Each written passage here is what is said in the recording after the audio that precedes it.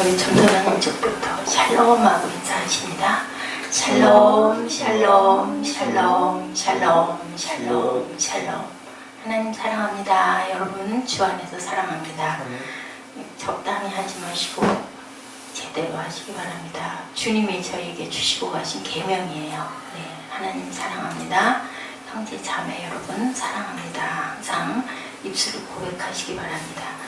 우리 너무 잘 아는 애기들도 아는 항상 기뻐하라. 오늘 무슨 날이에요? 여러분들 오늘 특징이 뭘까요? 10월 첫날입니다. 우리에게 하나님께서 이렇게 말씀하시네요. 그렇게 하려면 어떻게 하느냐? 19절부터 보이면 성령을 소멸하지 말고 예언을 멸시하지 말고 범사에 헤아려 좋은 것을 취하고 악은 어떤 모양이라도 버리라 하고 말씀하십니다. 평강의 하나님이 너희를 온전케 거룩하게 또한 온 영혼과 혼과 몸이 우리 예수 그리스도께서 강림하실 때 흠없게 보존되기를 원하신다라고 말씀하시죠. 네, 너희를 부르시는 이는 미쁘시니 그가 이루실 것이다. 우리를 위하여 기도하라 형제들아 하고 얘기하고 있습니다. 바울 사도가 내가 주를 힘입어 너희를 명하노니 모든 형제에게 이 편지를 읽어줘라. 우리 주 예수 그리스도의 은혜가 너희에게 있을 것이다. 주변에 많은 형제들에게 믿음의 형제들에게 이 얘기를 읽어주라고 얘기하고 계시죠. 빌립보서 4장 4절에도 주 안에서 항상 기뻐하라. 내가 다시 말하노니 기뻐하라. 아무것도 염려하지 말라라고 얘기하죠. 기도와 간구로 구할 것을 무엇으로? 감사함으로 하나님께 아뢰면 모든 지각에 뛰어난 하나님의 평강이 그리스도 예수 안에서 너의 마음과 생각을 지키시리라고 얘기하고 계십니다. 우리가 어렸을 때 우리들 얘기 여러분들 들으셨죠? 전도사님은 어떠셨습니까? 내가 너 가졌을 때 이러이러한 꿈을 꿨다. 물론 이게 성경적이 아닐 수도 있지만 성경 안에도 있죠. 보면은 누가 그랬어요? 리브가가 야곱과 에서를 배에 가졌을 때, 그죠?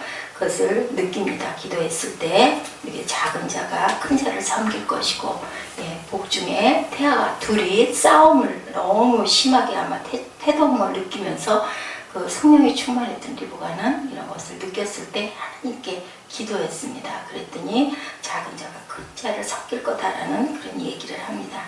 하나님의 뜻을 따라 살아서 축복을 받았던 경우와 또한 하나님의 뜻에서 벗어났던 사람의 예를 또 우리가 항상 얘기 많이 하죠. 사울왕과 다윗왕의 경우 여러분들 아시죠? 다윗은 기름 부음 받은 이스라엘의 왕이 어떻게 해서 됐어요? 내가 주의 뜻 행하기를 즐기오니 주의 법이 나의 심중에 있나이다. 시편 40편 8절에 이렇게 고백하고 있습니다. 네, 그렇게 됨으로 인하여 하나님께서는 다윗에게 기름을 붓고 사울은 어떻게 했어요? 용모가 준수했는데 자기 나름대로의 뜻대로 살려고 하다가 결국은 버림을 받는 이야기. 하나님이 성령을 통하여 우리들이 어떻게 될 것인가 우리에게 미리 말씀해 주신 해답이 베드로전서 2장 9절이죠. 너희는 택하신 족속이라고 얘기합니다. 어저께 제가 이 부분 때문에 나중에 수업 말미에 질문을 했던 적이 있어요. 개인적으로 질문을 했습니다. 시간이 너무 오래 걸리면 또 다들 빨리 가고 싶어들 하시니까. 너희는 뭐라 그랬어요? 오직 너희는 택하신 족속이고 왕같은 제사장이다. 너희 모두는 소유된 백성이다 라고 얘기를 했는데 끝까지 복음을 받아들이지 않고 결국은 하나님의 나라에 들어가지 못하는 사람도 있는데 하나님께서는 모든 사람들에게 말씀하셨다라고 얘기를 하시거든요. 그래서 저는 예정설을 어느 면으로는 그럴 수 있겠다. 근데 이제 그 예정설은 예수 안에 있는 게 아니라 태초의 하나님의 예정설이라는 것이죠. 거기에 대한 해답은 그리고 주 안에 있는 모든 자들에게 모든 너희들은 이라고 말씀을 하셨다라는 게 답이었었습니다. 어두운 데서 불러내서 그의 기이한 빛에 들어가게 하신 자의 아름다운 덕을 선전하게 하려 함이라. 그거는 예수 안에서 구원받은 너희 모든 사람들을 하나님께서는 말씀하고 계시죠. 이와 같이 되기 위해서는 하나님의 뜻대로 살 때 나도 다윗과 같이 축복받는 지도자가 될 수 있다라는 거죠. 하나님의 뜻대로. 하나님의 뜻이 뭐예요?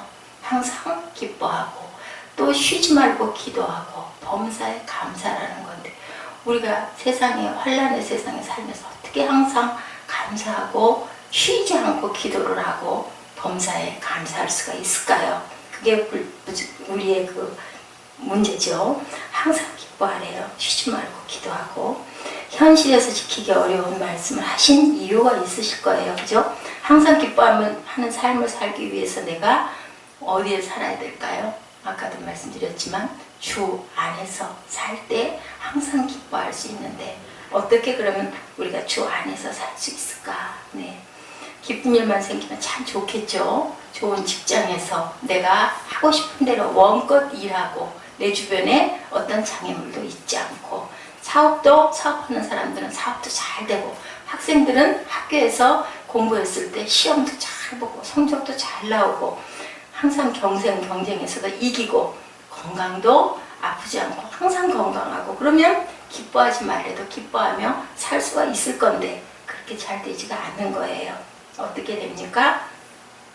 직장에서는 내가 원하지 않았는데도 실직을 하고, 아니면 견디지 못해서 직장을 그만두게 되고, 또는 가정에서는 어떤 의견 다툼과 여러 가지 경제적인 어려움 때문에 불화가 일어나고, 그러다 보면은 나중에는 헤어지는 경우도 생기고, 또한 사업이나 사역들이 막혀버리고, 시험에서는 매번 떨어지고 질병에 시달리게 되고, 그럴 때는 어때요? 우리가 기쁨보다는 고통이 현실적으로 더 많이 올 때가 많습니다.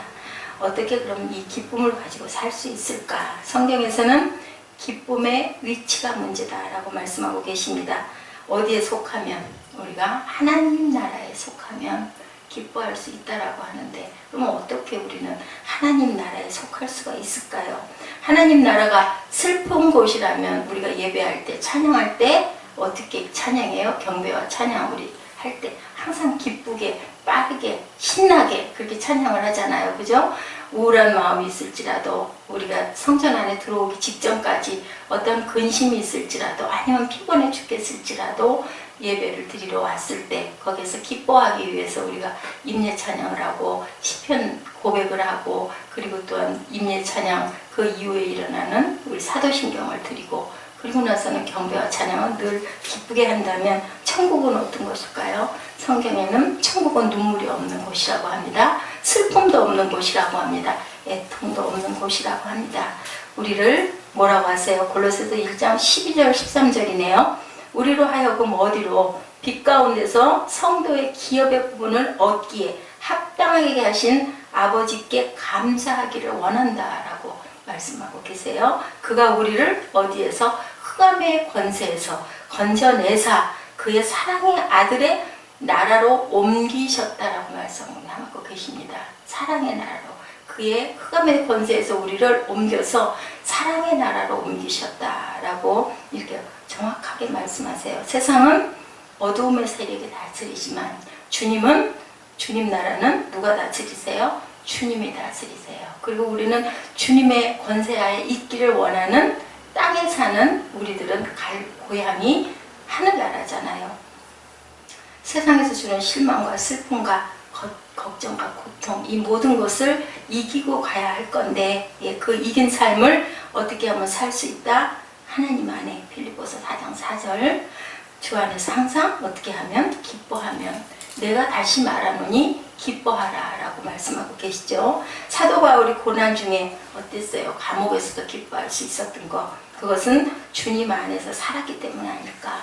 매도 수없이 맞고 돌로 맞아 죽은 것 같아서 시체라고 하고 내다 버리기도 하고, 동족과 강도의 위협 속에서도 살았고, 굶고 배고프고 강의 위협도 느꼈고, 그죠? 수많은 그 고통을, 사단의 가시라고 불릴 정도로 또 뭐가 있었어요? 가지고 있는 질병도 가지고 있으면서도 기뻐했던 것은 주님 안에서 살다 보니 기쁘더라는 것이죠. 왜냐하면 주님이 주시는 기쁨이 우리의 형편과 고통을 넘어서기 때문에. 그래서 스데반이 돌을 맞아 죽으면서도 얼굴이 해처럼 환할 수 있지 않았을까.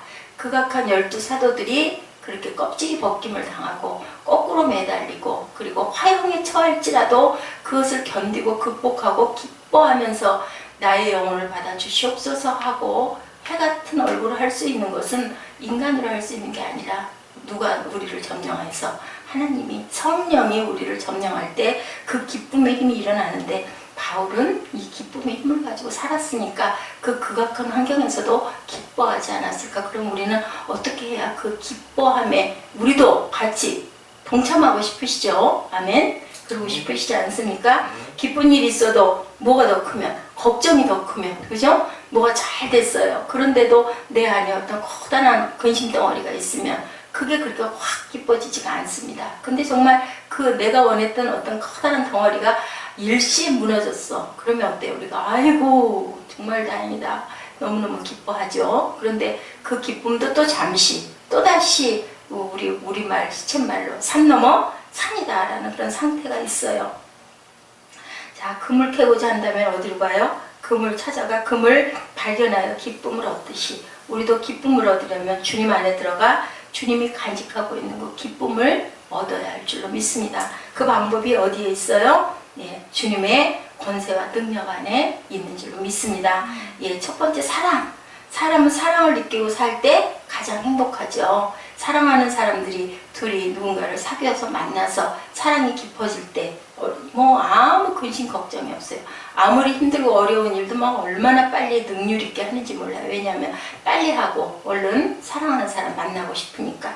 그 경험은 아마 여러분들 있으실 거예요. 그냥 눈앞에 놔뒀으면 좋겠고 눈동자같이 보고 싶고 항상 또 봐도 실증이 안 나고 그 사랑 안에 우리가 있을 때 기뻐할 수 있다는 거죠. 사랑은 세상의 어떤 어려움도 넘어갈 수 있는 힘을 주세요. 그래서 하나님이 주셨죠. 돕는 배필로. 근데 또 살다 보면 어때요? 그 사랑하는 사람을 통해서 아픔도 받고 고난도 겪고 그래서 가장 가까운 곳에 뭐가 있다고 그래요? 왼수가 있다라고 얘기를 하지만 로마서 8장 35절에 37절에서는 누가 우리를 그리스도의 사랑에서 끊으리요. 예, 세상에 사는 부부가 이런 마음이 있으면 얼마나 그 미워하지 않고 원망하지 않고 그래도 사랑하고 이뻐할 텐데 예, 하나님께서는 말씀하시네요. 환난이나 공고나 핍박이나 기근이나 적신이나 위험이나 칼이야 이 모든 일에 우리를 사랑하시는 이로 말미암아 우리가 넉넉히 이긴대요. 가까스로 이기는 게 아니라 넉넉히 이긴다라고 얘기를 하고 있습니다. 그리스도의 어디에만 붙어 있으면 사랑에만 붙어 있으면 그러니까 결국은 우리는 그 그리스도의 사랑에 붙어 있기 위해서는 어떻게 하느냐? 쉬지 않고 기도해야 되는데 어떻게 기도를 해야 되느냐? 네, 우리들 숨이 끊어지는 게 뭐예요? 호흡이 뚝 끊어지는 게 숨이 끊어지는 거잖아요. 그런데 기도는 뭐라 그래요? 영의 호흡이라고 합니다. 예, 기도를 누가 도우세요? 성령이 도우세요. 그러면 성령과 어떻게 하라고요? 늘 교통하는 거죠. 어떻게 범사에 잠도 자야 되는데 그 호흡은 잘 때도 하는 거예요. 우리가 육의 호흡은 잘 때도 해요. 우리가 성령 안에 담궈져 있으면 잘 때도 그죠? 성령께서 어떻게 하신다고 그래요? 우리의 빌바를 대신 빌어주신다고 그래요. 우리가 간곡한 뜻을 가지고 성령과 늘 교통하면 우리가 의식이 없는 시간에도 성령은 말할 수 없는 탄식으로 우리의 구할 것을 구해주심을 믿으면 그죠? 우리는 끊임없이 쉬지 않고 기도할 수가 있는 거죠. 내가 이루고 싶은 어떤 뜻과 꿈이 있을 때는 어때요? 잠자면서도 꿈을 꾸지 않습니까? 그 생각으로 연연하다 보면 보고 싶은 사람 보고 싶어 죽겠다. 그러다 보면 꿈에도 나타나는 게 그게 우리의 생각이고 우리 어때요? 깰 때쯤 되면은 알람 소리가 들려요. 근데 정말 너무 깊이 잠들 때는 알람 소리도 들리지가 않습니다. 그죠? 근데 어떨 때 나 어머 알람이 고장났어? 그럼 그만큼 잠의 깊이가 깊었다는 거예요. 근데 그렇지가 않을 때는 벌떡 일어나게 되죠. 우리의 초점을 어디에다 맞추고 성령께 맞추고 항상 도움을 원하시고 교통하시기 바랍니다. 그럴 때 우리가 그 영의 기도, 호흡이 끊이지 않게 쉬지 않고 기도할 수 있고 그랬을 때 우리에게는 범사의 기쁨이 넘칠 줄로 믿습니다. 예, 또한 능력을 말씀하고 계세요. 아담이 죄를 지었을 때 인간에게는 능력의 한계가 그 일로 인하여 주어진 거예요. 그죠? 우리는 뭐가 됐다? 육체가 됐다라고 어저께 우리 함께 말씀을 나눴었죠. 남의 지배하에 살면서 기뻐할 수가 없어요. 죄성에 시달리고 있으면서 기뻐할 수가 없어요. 여기가 우리 땅이 아닌데 온전히 기뻐할 수가 없는 대로 쫓겨난 거예요. 낙원에 있을 때 하나님이 주신 천국에 있을 때는 아무 근심, 걱정, 염려, 고통, 불안, 질병 아무것도 없었는데 아담과 하와의 사건을 통하여서 보암직하고 먹음직한 선악과를 따먹음으로 인하여서 이제는 하나님의 순종이 아니라 불순종의 세상으로 갈 수밖에 없는 무엇을 선택을 했습니다. 빌립보서 4장 13절입니다. 내게 능력 주시는 자 안에서 내가 모든 것을 할 수 있다. 예수님이 이 모든 사망 권세를 이기셨죠. 사망 권세가 뭐였었어요? 질병과 고통과 근심과 염려 그리고 마귀의 유혹 모든 것을 이기셨기 때문에 뭐라고 그러세요? 능력 주시는 자 안에서라고 얘기합니다. 아까 제가 초기에 말씀드렸듯이 우리는 모두 다 하나님이 구원받기를 태초에 세상을 지으실 때는 그렇게 작정했는데 그런데 또한 저는 그 이후에 제 마음에 온 답은 그렇습니다. 그래요, 맞아요. 하나님은 모든 생명을 다 구원하기를 원하시고 그날까지 너희들은 나의 증인이 되라 하고 우리를 세상에 놔두셨지만 또한 하나님이 만사전에 그 부분에 어떤 것을 알고 계시는 거죠. 얘는 구원을 받을 거고 얘는 안 될 거라는 것도 답을 알고 계신 거예요. 우리 운동 경기 결론을 알고 재방송 보듯이 하나님은 알고 계세요. 그래도 우리 모두는 누가 누굴지 모르니까 열심히 전해야 되고 함께 가야 되겠죠. 그것이 우리의 사명이니까 세상에 살려놓으신 사명이 두 가지이신 것 같아요. 하나님의 뜻을 이루고 우리가 하나님께 영광 돌리는 것을 보고 싶으셔서 그래서 찬양받고 싶으셔서 우리를 세상에 놔둬 주셨다고 말씀하시죠. 우리가 무엇으로 산다면 믿음으로 산다면 기쁠 텐데 우리가 어때요? 옛날에 20, 30년 전이에요. 요즘에는 그런 얘기가 별로 없더라고요. 간첩 얘기가 참 많았었어요. 얘기만 들어도 말만 들어도 겁이 나지 않습니까? 그 간첩으로도 그 영화도 많았죠. 007 뭐 스파이 영화 그런 거 많았어요. 아주 막 박진감이 넘치게 영화를 볼 때는 손에 땀이 날 정도로 막 긴장을 나도 몸이 막 긴장을 해서 봅니다. 그러면 그 본인은 어떨까요? 그죠? 얼마나 두렵고 항상 위태로운 마음을 가지면서도 자기의 그것을 완수하려고 그렇게 애를 쓸까요? 얼마나 두렵고 얼마나 불안할까요?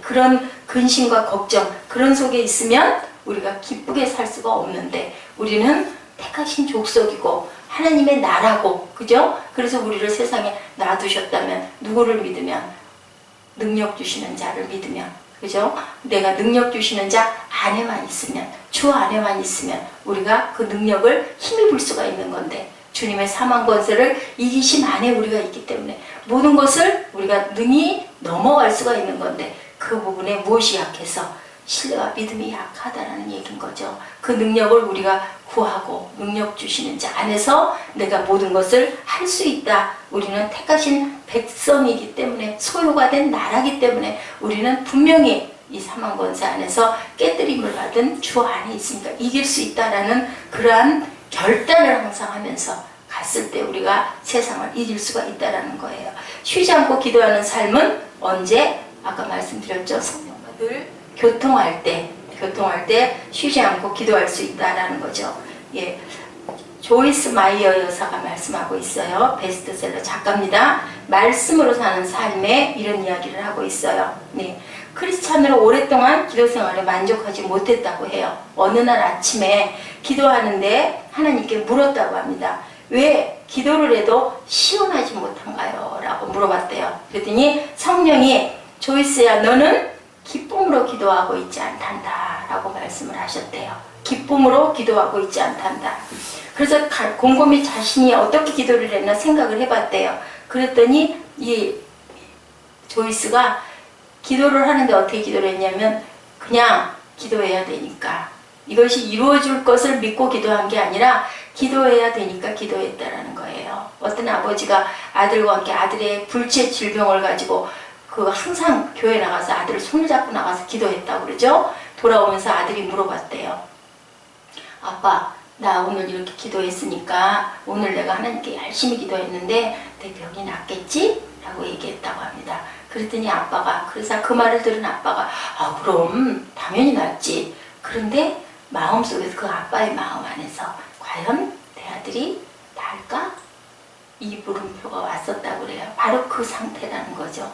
근데 참 그거 어려워요. 그죠? 확실하게 내가 믿는다. 마음으로 이렇게 긍정으로 기도해야 되고 믿음을 바라봐야 된다라고 우리가 늘 듣다 보니까 그래 맞아. 그렇게 기도해야지. 이지만 저 마음 안에 여러분들 이게 정말 될까? 하는 물음표가 늘 있다는 거죠. 그거는 100% 하나님을 신뢰하는 게 아니라는 거예요. 너는 늘 기도할 때 기쁘게 기도하지 않았다라는 것은 이루어질 것을 네 마음까지도 입술의 고백이 아니라 확실하게 믿고 있지 않았지 않느냐라는 거예요.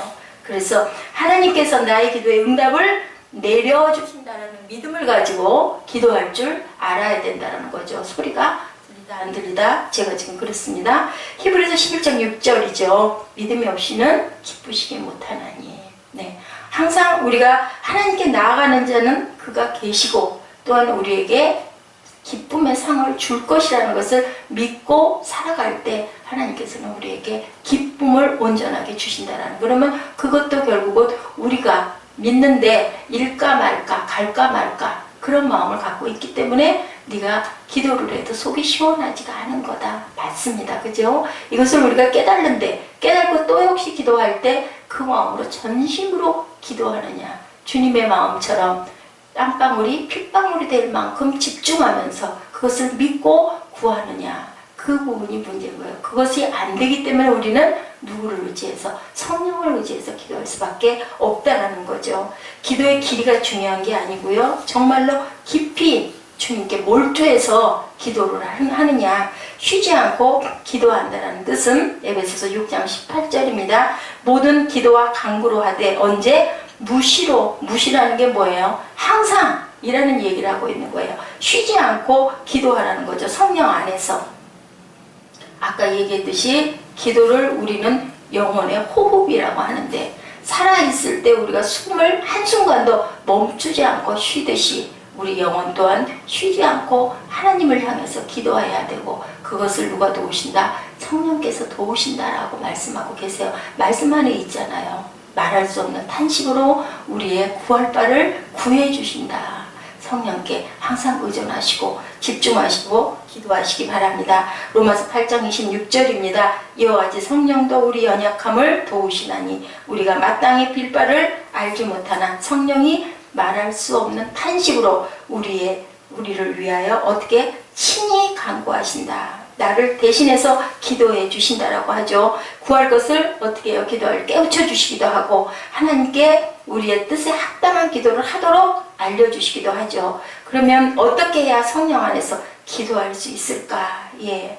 어떤 분이 소명을 받고 자기 직장을 다 그만두고 이제 단계를 밟아야 되겠죠. 그 하나님의 귀한 하나님이 주신 그 사역을 감당하려고 그렇게 하고 있는데 1년여가 지났는데도 앞이 깜깜하고 아마 공부를 하는 도중이지 않았을까. 생활고는 꽉 막혀 있고 이제는 뭔가 내가 결단을 내려야 되겠다 싶어서 어느 날 한강변을 걸었다고 합니다. 이분은 오후 2시경부터 한 6시경까지 한강변을 걸으면서 묵상하면서 기도하는 생활 습관을 늘 갖고 있었다고 그래요. 이제는 어떻게 해야 되겠다 싶어서 어느 2월에 의자에 앉아가지고 이렇게 생각을 하고 묵상을 하고 앉았는데 보니까 의자에 망원경이 설치가 되어 있더래요.